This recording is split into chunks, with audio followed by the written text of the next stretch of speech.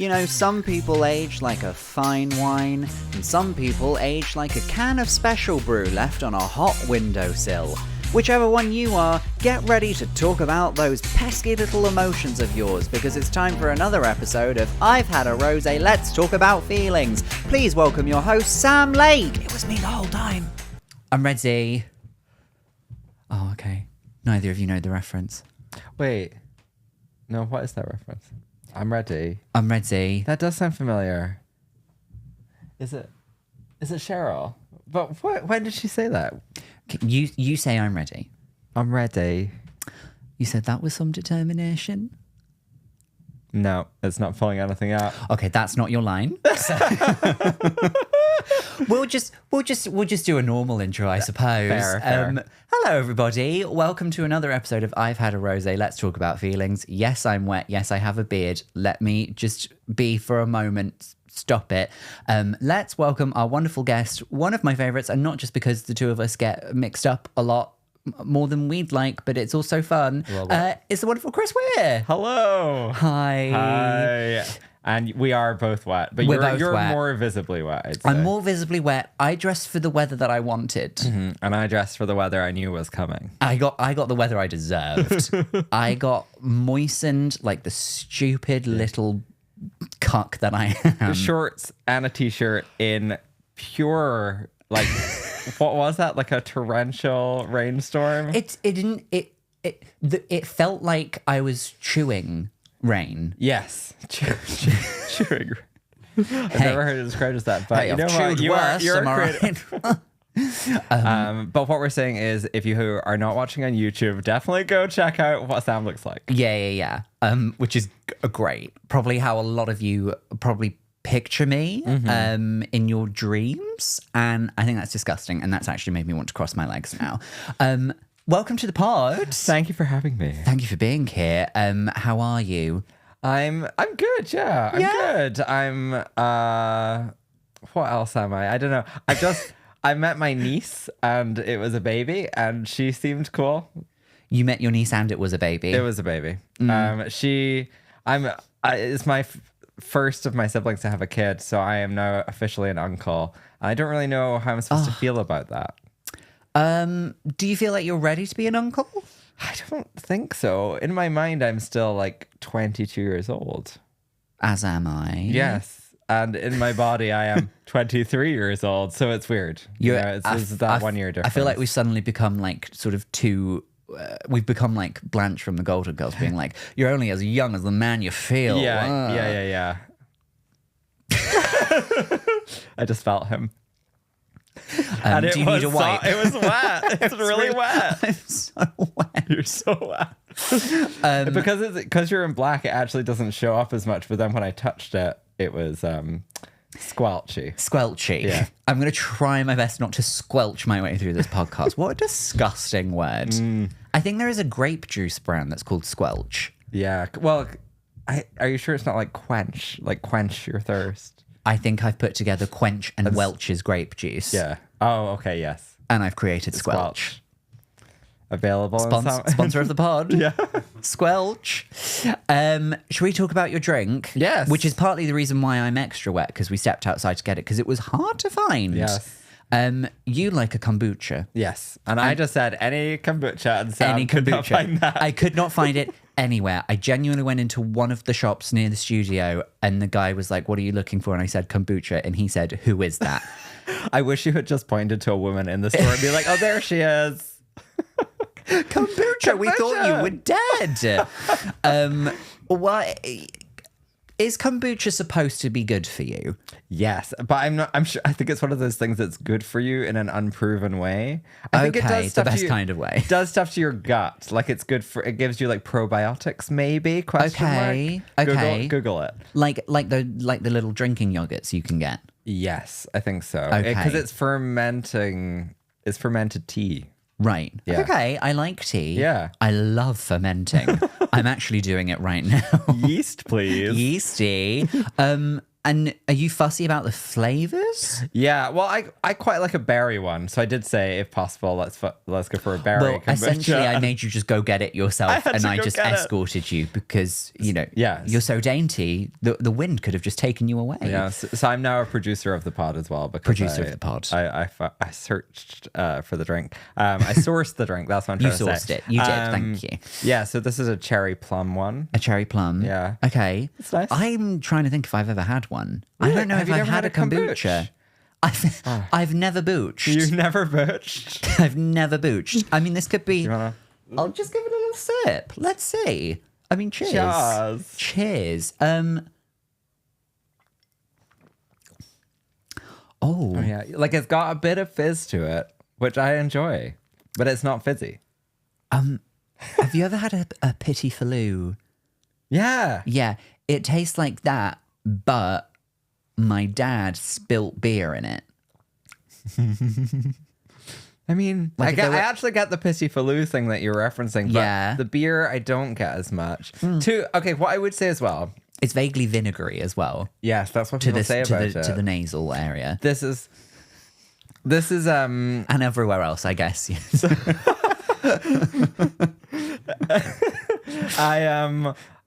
This might not have been my flavor of choice, but we were in dire circumstances. But it's fine.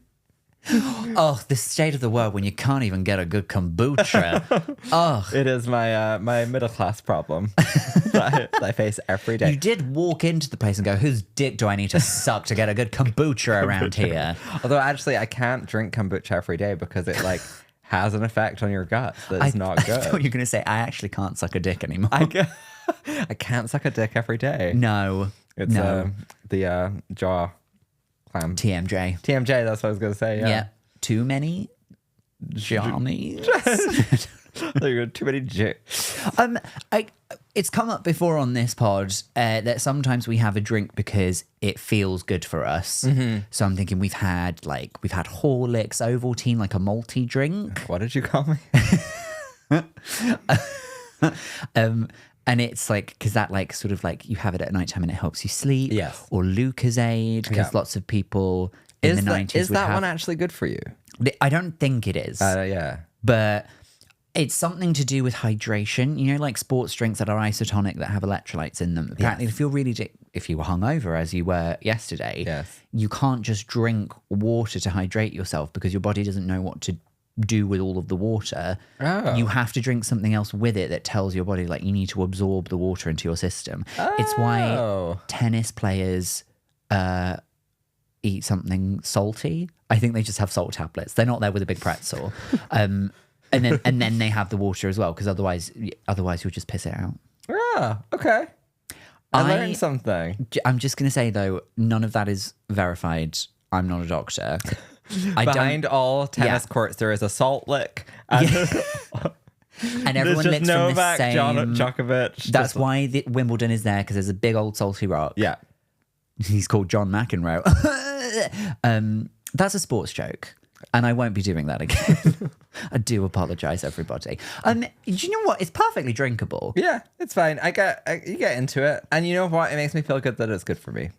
And I won't search the internet to find out whether that's true or not. Can I just say, I've been experiencing a bit of sort of chest and back tightness. Okay. And obviously I Googled my symptoms. Yeah. And Google convinced me that I have MS. Oh no. I know. Well, I hope it's wrong. Oh my God, thanks, Queen. Yeah, that's not great. That's, I guess, not what you want. But I guess that's not what you want. Google is a catastrophizer, you know? Yeah. If you think the worst, Google will say, "Oh no, it's actually worse than that." Yeah. You were actually already dead. Yeah. Did you not realize? You've been dead for 3 weeks. You're getting great 4G. So we've got a kombucha. Mm-hmm. We're taking care of our gut biomes, which I especially need. I need that as well. Oh, it's a bad state down there. Same. It's been a rough week. It's been a rough week. A rough week for the gut biomes. Yeah. Let's talk about your subject now that we're settled. Let's do it. We're settling into our damp patches. Put that down. And I don't do that to the guests. Why Unless it's why their am I topic. here? So you chose being wanked off by a podcast host. Your overall topic is what we'll start talking about, but you did also mention something a bit more specific, which we'll come on to in a second. But we're talking about crying. Crying, because you said it's a podcast about emotions. It is about emotions. And do you know what? You might be the first person who's like chosen a topic that is like just very sort of on the nose related to like an emotional response. I wear my heart on my sleeve like Cheryl from Clueless, you know? Yes. Yeah. And then you wipe your tears away on that sleeve. There we go. Did it. You take direction well. Another one for the viewers. What made you want to talk about crying today? Yeah, well, I think that I kind of realized that I was somebody who was quite cut off from their emotions. Like I rarely cry. Sure. So when I do cry, it's like this very intense emotional experience. I kind of started doing this thing from when I turned 16, which I call the annual cry. Yeah. Which a therapist has told me is unhealthy. But I'm like, well, you sort it out then. And she didn't.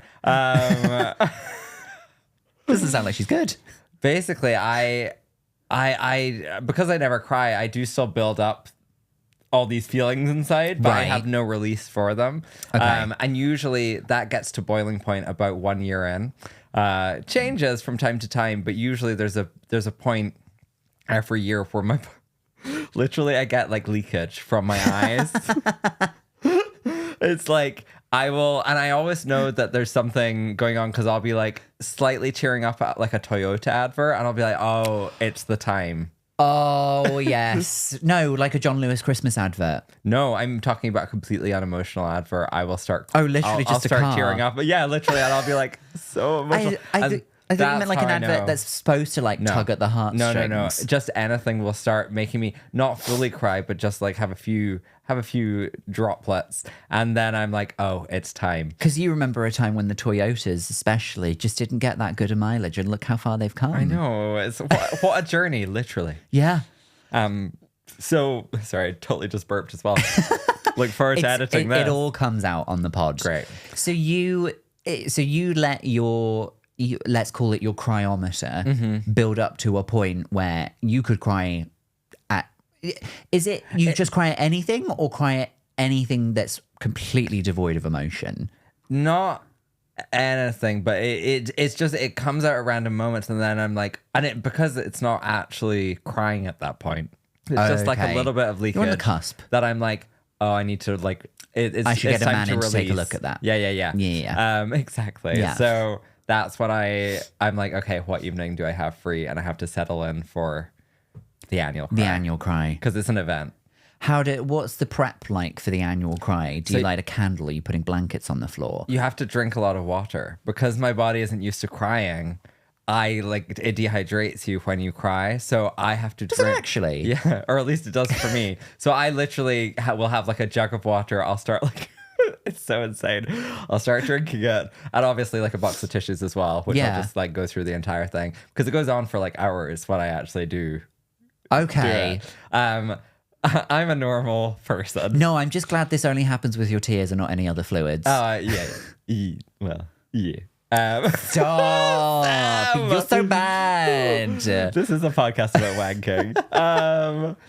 It's not about wanking, but I once saw a comedian actually do a horrible joke where he talked about crying while wanking, and he called it a 3-eye cry. I don't love that. I hated it. There was a collective groan when he said it. What's wrong with a good old fashioned crank? A crank. Much just better. wanna call it a crank. This is a comedian, ladies and gentlemen. I put in the work. It just comes naturally to you. Yeah. Anyway, yes. And then when I do the cry, I need like one of the few things that can actually trigger me to cry. Yeah. I have a selection, and I'm like A selection what box. What do I feel like this year? So it's different every year? Yeah, I like to change it up because otherwise I'm worried that like eventually it'll become ineffective, one of the triggers. Okay, so you have to sort of be on the lookout. Yeah. Oh, yeah. If there's anything new that comes up, I'm like, we'll just pocket that away. If you're having an annual cry, how do you know something's going to make you cry? So the first time it happened completely by accident. Okay. It is really, really weird. I was like 16 years old. I randomly watched the finale to Dawson's Creek, which, even weirder, I was not a fan of that show. Like, I had no emotional investment in the characters or anything. I did not give a shit. I watched the finale. I don't know if you've ever seen it. A long time ago. But something about it triggers, like, whatever deep down the emotion of me is. Yeah. It is brought out by that. Is it when Dawson finally gets the creek? Yeah. He has a crank. Finally, he has a crank at the creek. A wank at the creek. A creek crank. That's what the meme of is his name James Van Der Beek? Yeah. Where he's just like and you know what? Yeah. That's actually not dissimilar to how I look. That's you. While I'm watching that. Yeah. No, it's basically, I mean, it's not spoilers at this point because it's like 20 years old. But Jen, who is one of Michelle Williams' character. Okay, yes. She dies. Yeah. God, I'd be really sad about that if I watched the show. I mean, yeah. But I think it's, so basically she doesn't like immediately die. They have like this whole thing where it's like she has a heart condition, she's slowly dying in hospital, and then all of her friends go in to see her. Right. And they're kind of looking back on their lives together and stuff like that. And that, I think, is what taps into, like, I'm like a very, very nostalgic person. And I think nostalgia is the thing in all of the triggers that sets me off. Yeah, that makes sense. Also, it is sad when people die. I mean, I guess. Depends on who. Depends on who. I wasn't who. that attached. Although she does, I will say Michelle Williams is amazing, and she does like this. There's another part of the episode which also gets the tears going, but they're already going at this point. But she has a bit where she like records. She has had like a child recently as well. So she Did Michelle Williams in real life? No, Jen. Okay, Jen. Okay. So she records a video message to her daughter because she's like, "Yo, gonna die. Here's what I want for your life." Well, that's not how she starts it. That's verbatim. Hey, bitch. So I'm like dead. Are you dying right now? No, but I am. Oh my God, I'm dead. Like literally. Literally dead. No, but she does a very emotional goodbye video, and I'm like absolutely sobbing by that point. Okay. Yeah. If someone did that in real life, they were like a goodbye video. Yeah, but to you specifically. Oh, right. Yeah. I actually don't know if it would trigger me because real life stuff doesn't. Again, I'm so emotionally shut down. That's it. Then that it doesn't penetrate. I have to like be like, because the Dawson's Creek finale is a 2-parter. It's the second part where Michelle Williams dies. I get through the entire first part fine, but I have to be like lulled into this world. And then when I'm in the world and we're in the second part, that's when I can finally like start to, it takes a long time. Okay. Yeah. How long are we talking? Like, I mean, it's like 2 hours or something. So have you ever been tempted to collect the tears in a little flask and like measure? And like sell them on Instagram to all those pervs who follow me. I wasn't going to say that, but honestly, love the entrepreneurship. Yeah, DM me if you want. Especially during Pride Month. Did you remember I read a girl who was like, I think on Love Island, she was like sending guys her farts in jars. And she was making a lot of money. But she was also like, it changed her life because she had to start eating foods that made her gassy. So that she could keep production up. Some of us don't need performance-enhancing drugs.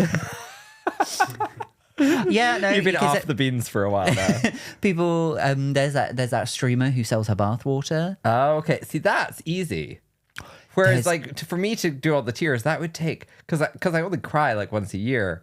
Like I can't do that every single day. Whereas bathwater, I mean, run a bath. Run a bath. There is one thing. We'll come back to crying in a second. But you know, there are people who sell like their used undies. Yeah.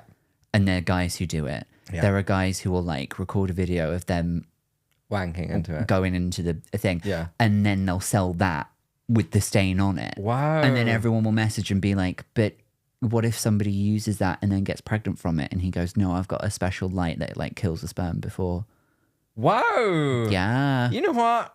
Respect. They've thought of stuff. Yeah. I mean, also Ew. I know. I once had a guy message me and ask me to wear white socks and then sell him those white socks for £50. And I was going to do it, but I didn't have any white socks. Oh, so that's why I haven't got my order yet. Okay, Yeah. fair enough. Fair enough. I actually just wanted a pair of socks, but I just felt... You felt I should have a try on them first. I just wanted to help, Yeah, you know. Thanks. So that's one of the triggers. Yes. But you've got a selection, but you've got a have a milk few tray other, of crying triggers. So for a real... and again, they've all been discovered like incidentally. And then I'm like, okay, cool, I'll squirrel this away. So one of them was when I went to the cinema to see Toy Story 3. Oh. I mean... Fair. That one. And I remember seeing it in 3D, so we had the 3D glasses. And I was like, thank fuck I've got something covering my eyes, because I was, again, like crying uncontrollably. So again, it's very nostalgic, that film, though, because Andy is like moving on and he's like giving his toys away to the next generation. What's weird, though, is I started feeling like these nostalgic pangs from like age 16. And I'm like, what was I nostalgic for? Nothing had happened in my life.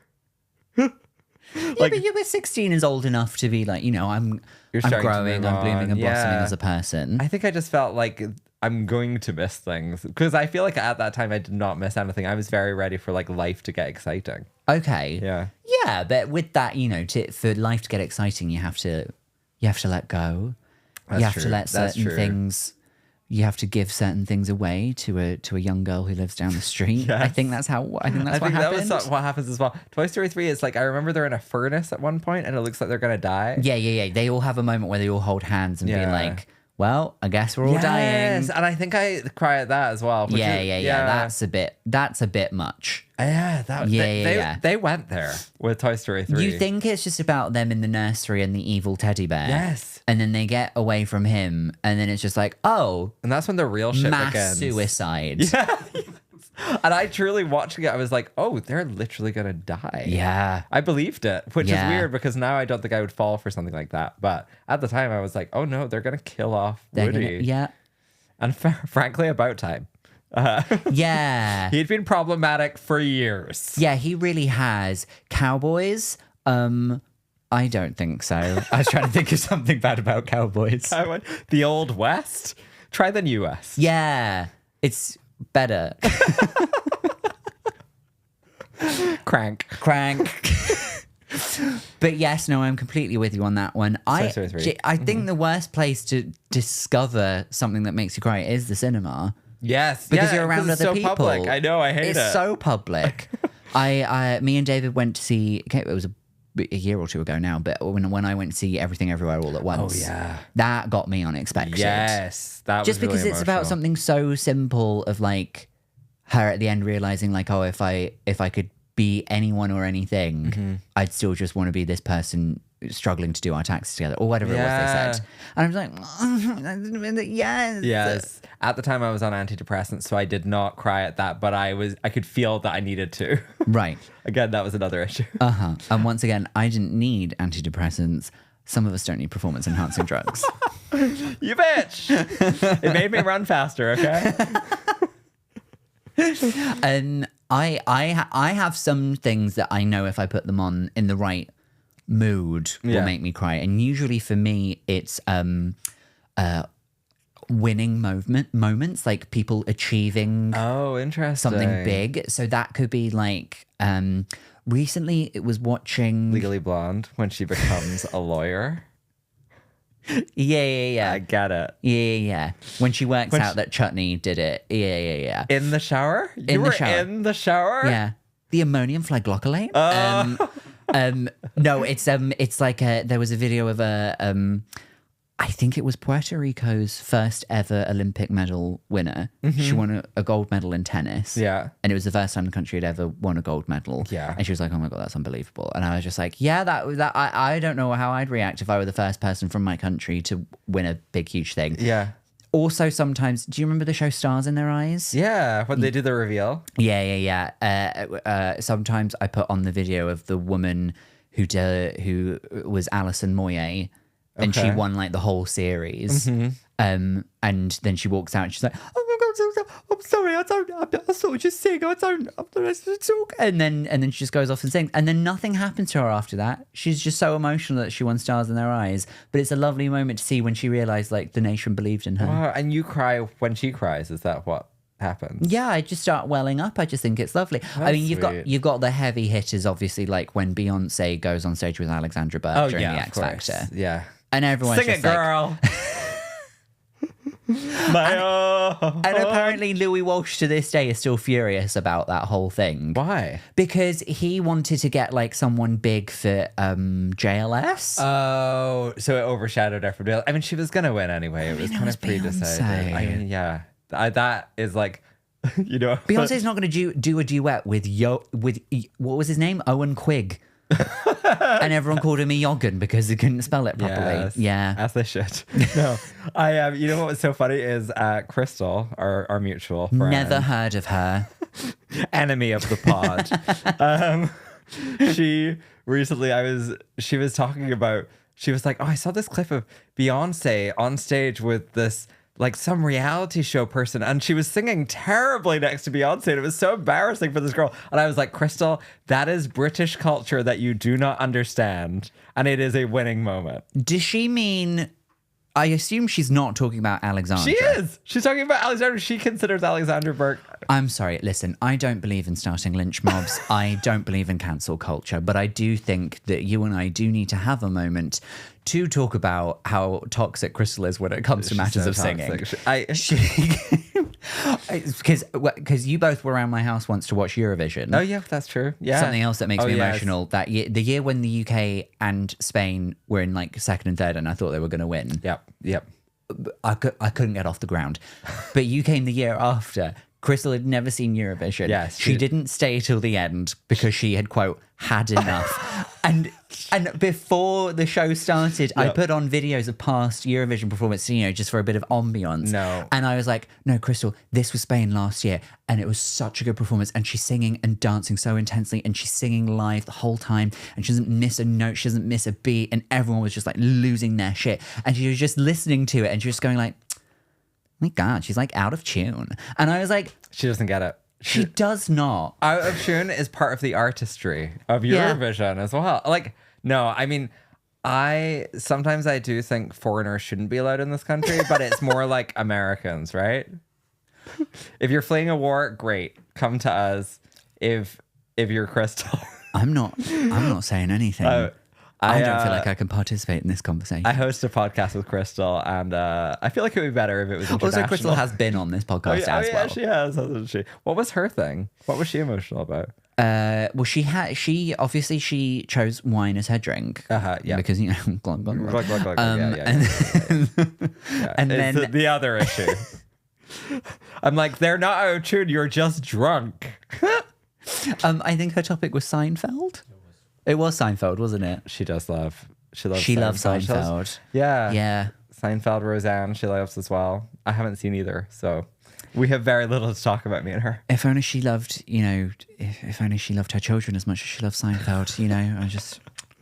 And her children are called Sein and Feld. It's insane. It's so weird. Well, I'd rather she called them that than Roseanne and Bar. Yeah, that wouldn't age as well. Just in case she's listening, this is all somewhat of a joke. It's a bit of a joke, innit? It's a little bit of a joke, babe. It's a little bit of a joke, babe. We respect Crystal. you. Hearts to camera. There's another half of the heart on the other side. You can put your hand up to the screen. Any kind of winning moment like that. Mm-hmm.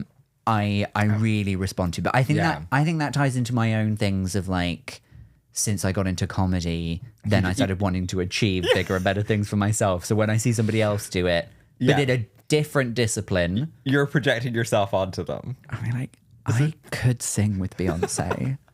But I feel like everyone had that a little bit where they were like, when you see someone achieve something, you do go to yourself, I wonder what it must feel like to achieve that. Like when Andy Murray won Wimbledon. Yeah. And I was just like, this is what I would do if I just won the championship point at Wimbledon. Yeah. I'd have a dance prepared. Yeah. Like by proxy through them, you're vicariously doing it. I remember when I was younger, I went to a performance of Joseph in the Technicolor Dreamcoat, and I just like couldn't take my eyes off like the main guy playing Joseph, and I was like, oh my God, when I grow up, I want to be gay. And I was like, it was crazy. They're going to say, I want to be the coat. Well, yeah, no, but do you get that as well then when you see people like in a West End show or like a big production? Yes. Oh my God. Anytime somebody could really sing, I'm like, that's what I should be doing. But instead I'm doing the like lame thing of just talking on stage. It's really very simple what we do. It really is. And I don't neither of us really have that much like tech or anything involved either. So there's not even layers to it. It's the most basic. It's very basic. Like you could walk into like Toby Carvery and just pick up a mic and do it there. And I haven't been booked for that gig yet. My opinions on beef joints are too controversial. What other triggers then are there for your annual cry? So sometimes I live a busy life. Sure. There's the quick trigger is the first 10 minutes of Up. That's when I don't have like a full evening. Oh, yeah. But the problem is, again, because it happens so immediately, I don't fully get into it. So it's like when I need it's basically like a quickie. It's a quickie cry. It's a quickie It's cry. a quickie crank. It's a quickie crank. So... And that's the way the quickie cranks. Fucking old man. Yeah. So I've done that where it's like, okay, I just need a quick release. I'll watch the first 10 minutes. But again, it's not like the full thing. I don't need to hydrate for that one. Oh, okay. That one we can. That one we can go and dry. Yeah, exactly. That's no lube. And then the last one. These are like the four main. Okay. Yeah. Burp again. The kombucha's not sitting well. Quick, get a jar. What's the last one? Oh, the last one is Brokeback Mountain. Oh. Yeah.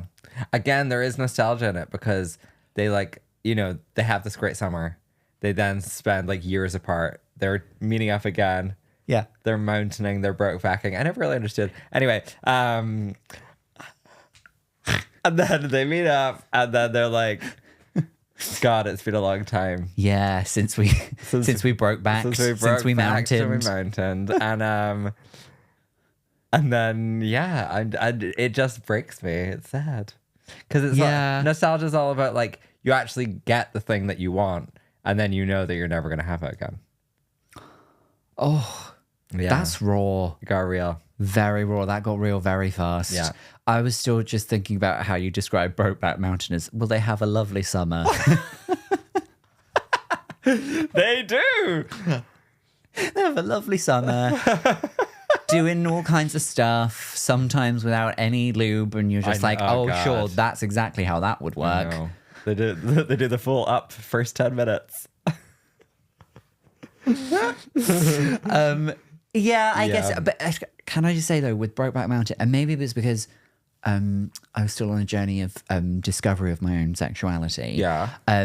That would be the kind of film that if I could watch it, I'd just be waiting for the points where they did the gay stuff. Yeah. And I sort of didn't pay attention to any of the other stuff. I mean, when I first saw it, that was the point of seeing it. Sure. But then, over time, I mean, because the gay stuff, you don't really even see that much. So I'm like, just go watch some porn, Great, lovely message. Yeah, just go watch some porn. Watch porn. Don't take the vaccine. Go watch some porn. You got to choose. Is it a cry or a wank? Or is it a crank? Is it both? The ending. Oh my God, the ending when he dies. Not to spoil it, but he dies. I think I did know that he died from. And then he gets a broken heart. His broke back. Broke back. His broke back. He tried to carry the mountain. Back broke the mountain. And then the Heath Ledger's character, he like keeps his shirt, and then his last line is, "I promise, Jack," or something like that, and it's very.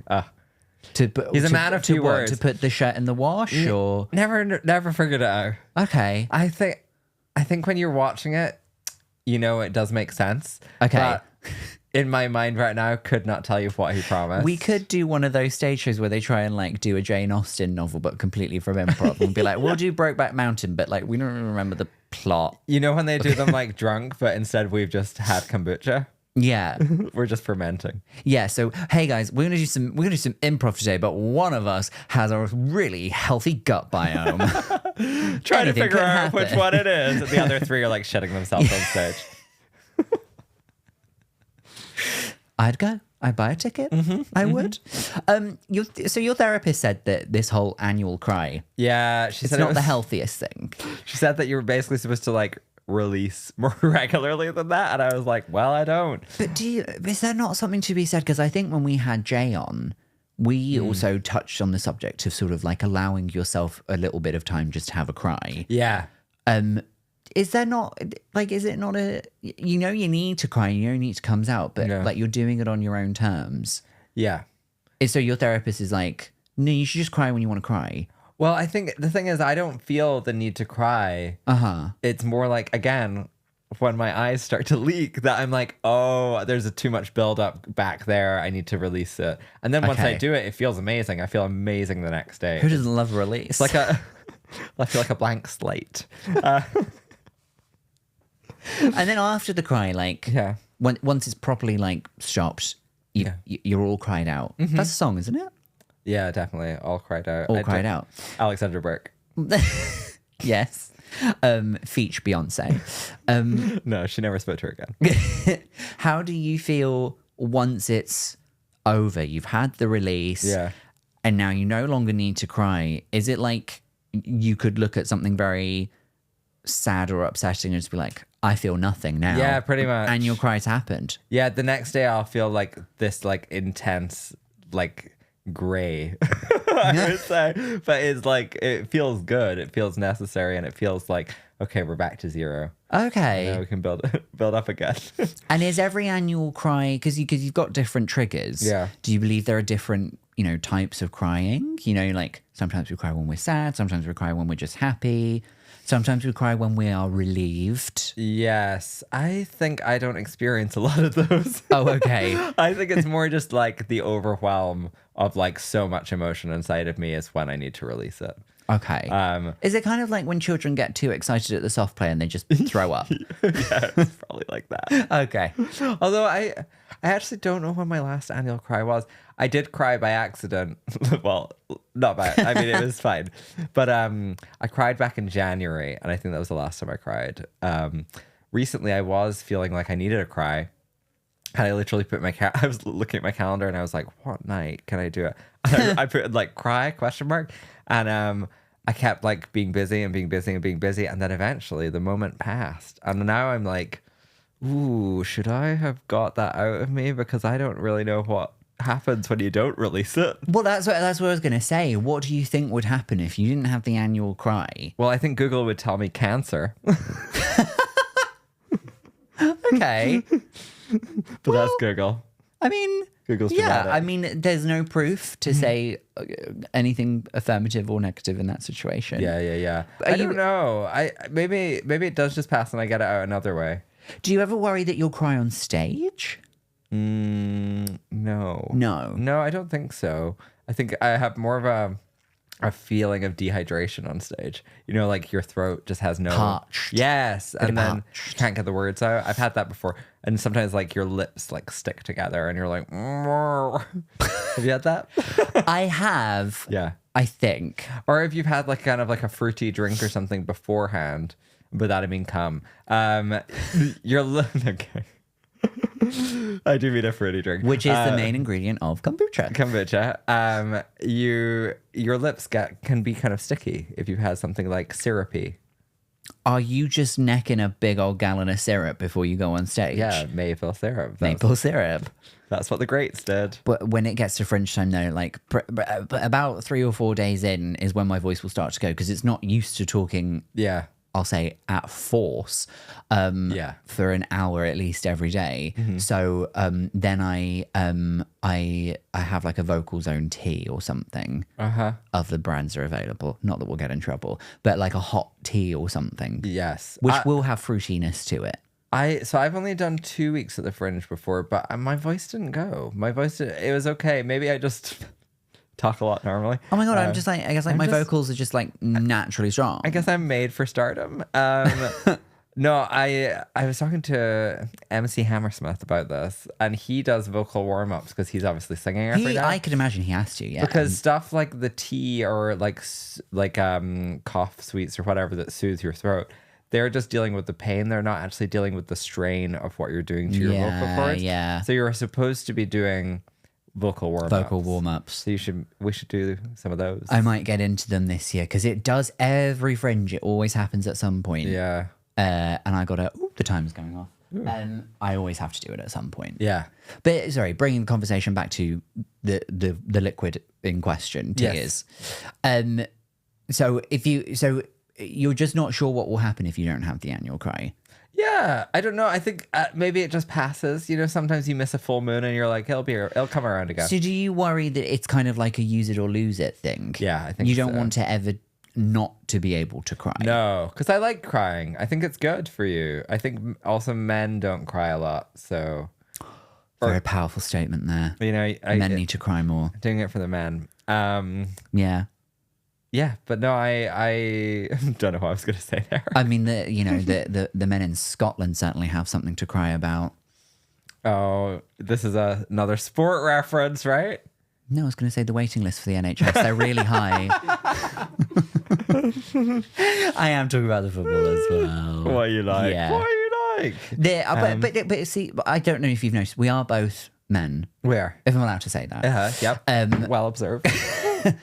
There's no need to just demonstrate violence as soon as I refer to you as a man. I feel so locked in by this whole mic setup that I'm like, because I'm now remembering first guest that we had, Chloe Petts, talked all about football. Yep. And one of the things that she pointed out was that a lot of men go to football. It is like their release. They go to football and they get out a lot of feelings, a lot of aggression. Are you nodding? Is this you? Yeah. So that sort of sounds like your thing, except it's just not football. Yeah, I think because I think men get brought up in the same way, or at least our generation, where you get told not to cry. Yeah, exactly. Because otherwise you're like a sissy boy or whatever. To quote my dad. But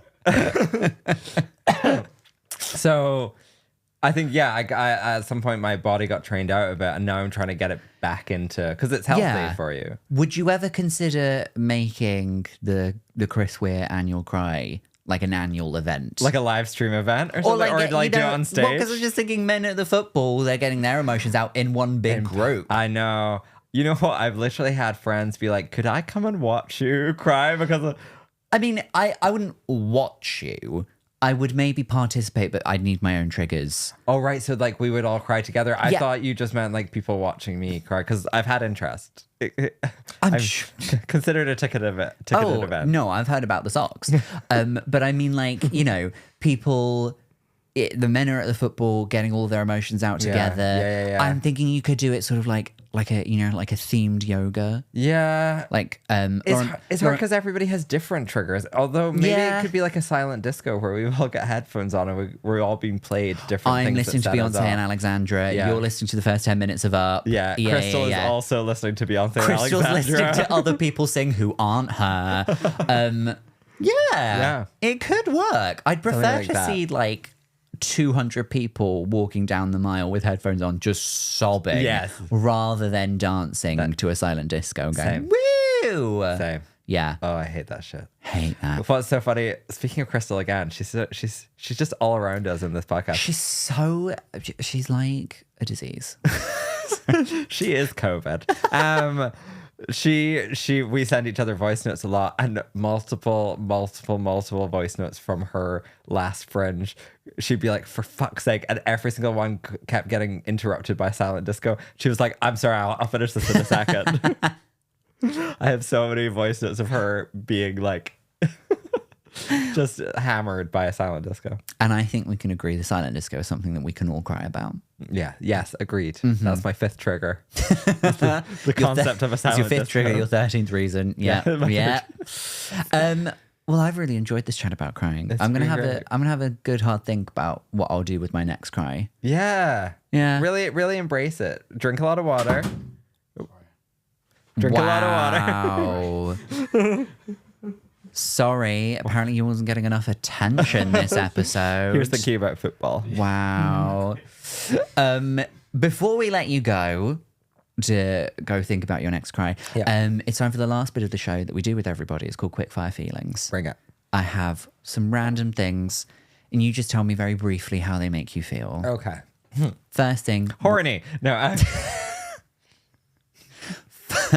The first thing was actually my naked body, so fair enough. There we go. No, the first thing, we ask it to everybody, dark chocolate. How does it make you feel? Okay, so I enjoy it when it's paired with like mint. I don't think I would enjoy With it by mint? You know, like an after eight or something like that. Okay, I think it goes very well with mint, but I wouldn't really eat it just dark chocolate on its own.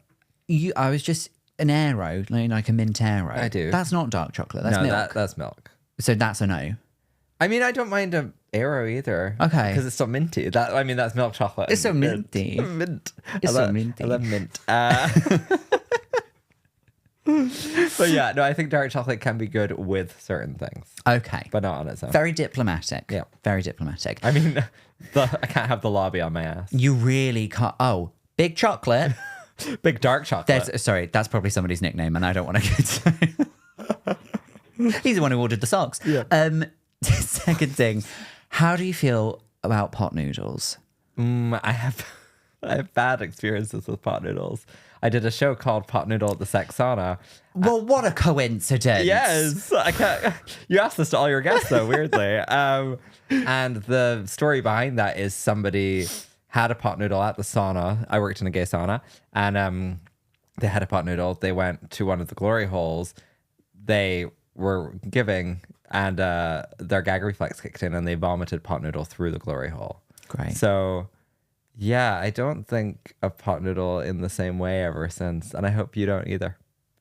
I think that would have put a lot of people off. Yeah. The stocks are going to plummet. I think so.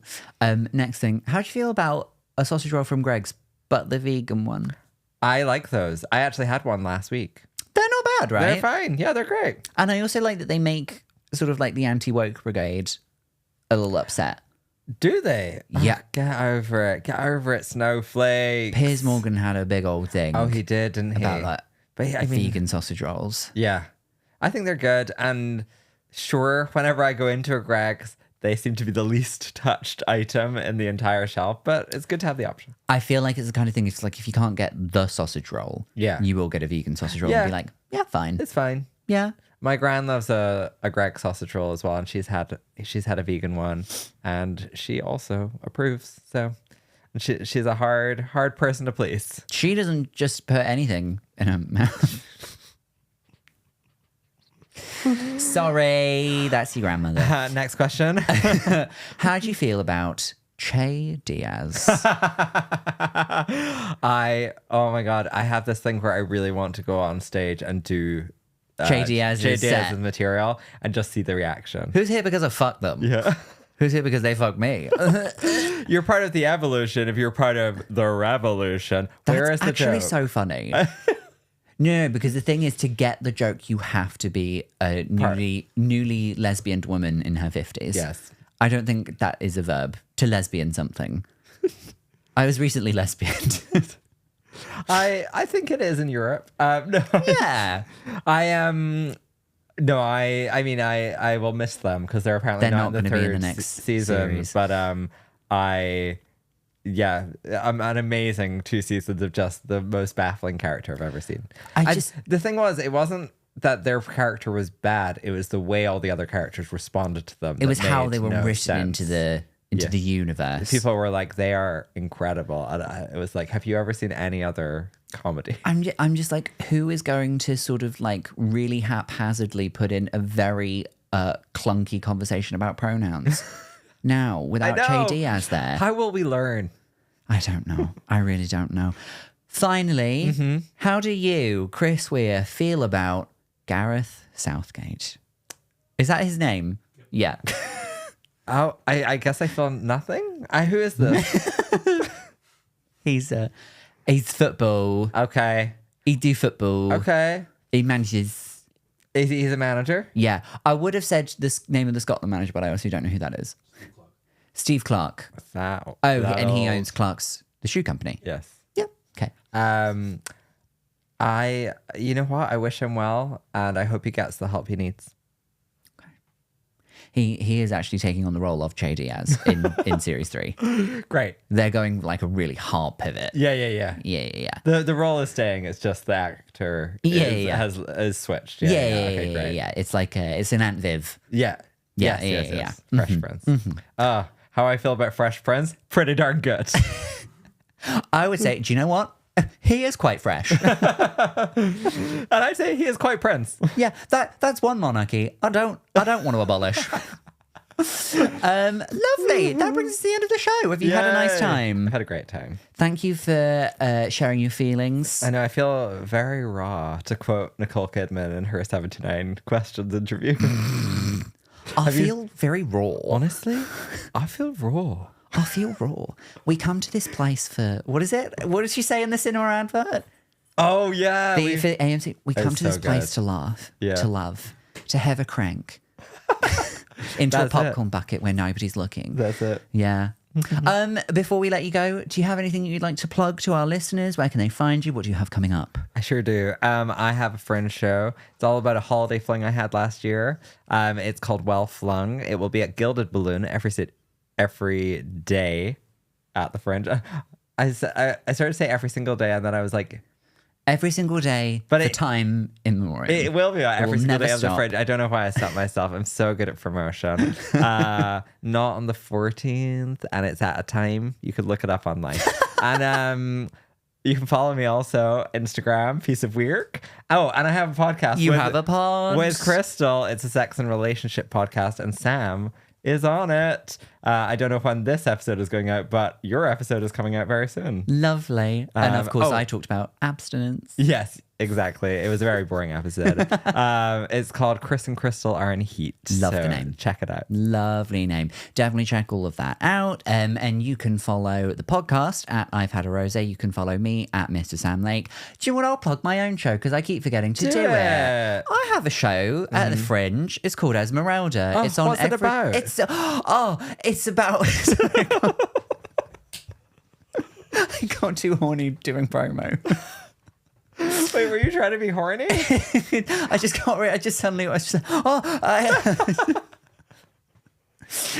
It's about my mum dying of cancer.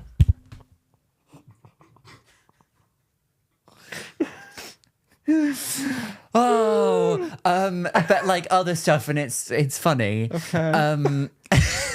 It's on every day here at Monkey Barrel Comedy at 1:30. It is not on August 12th. And that's all there is to plug. We'll see you again for another episode very soon. Goodbye. Bye. Bye. Bye, Diva.